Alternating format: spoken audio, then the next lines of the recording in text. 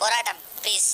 Just around 50 minutes run టైంతో ఎయిర్టెల్ ఎక్స్ట్రీమ్లో stream అవుతున్న సినిమాని చూసిన తర్వాత నాకైతే సినిమా క్వాలిటీతో ఉన్న ఒక షార్ట్ ఫిల్మ్ అనిపించింది.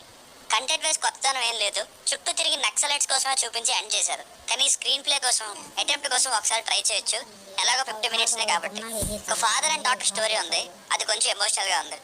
ఫ్యామిలీతో చూడొచ్చు అంటే చూడొచ్చు, అటువంటి కంటెంట్ ఏం లేదు. బేసిక్ స్టోరీ లైన్ ఏంటంటే, జనాలకి మంచి చేయాలనే ఒక స్ట్రిక్ట్ అండ్ సిన్సియర్ జర్నలిస్ట్ కోలం అనే ఊరికి బయలుదేరినప్పుడు దారి తప్పి ఎక్కడికి వెళ్ళారు, వెళ్ళిన తర్వాత ఏం జరిగింది అన్నది స్టోరీ.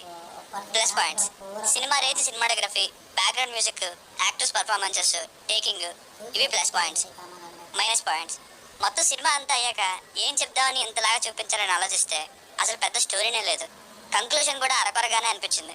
నక్సలైట్స్ వరకు ఓకే, కానీ డాటర్ అండ్ ఫాదర్ స్టోరీని ఓన్లీ పేదరికం అని చెప్పడానికే పెట్టారేమో అనిపించింది.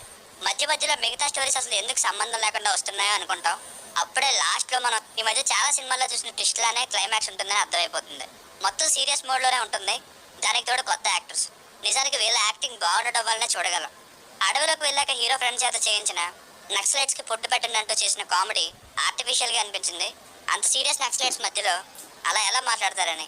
సో ఫైనల్గా మూవీకి వర్డిక్ట్ ఏంటంటే, ఒక ట్రై ఇవ్వచ్చు, క్వాలిటీ అయితే బాగుంది, కంటెంట్ వైజ్ కొత్తగా ఏం డెలివర్ చేయలేదు. లాస్ట్లో సెకండ్ పార్ట్ కూడా అనౌన్స్ చేశారు. రన్ టైం తక్కువ కాబట్టి ఒకసారి ట్రై చేస్తానంటే చేయండి. Just an okay watch. దీనికి రేటింగ్ వచ్చేసి నా ఒపీనియన్ 2.5. మీకు కనుక రివ్యూ నచ్చినట్లయితే మరిన్ని రివ్యూస్ కోసం మన ఛానల్ని సబ్స్క్రైబ్ చేసుకోండి. Thank you.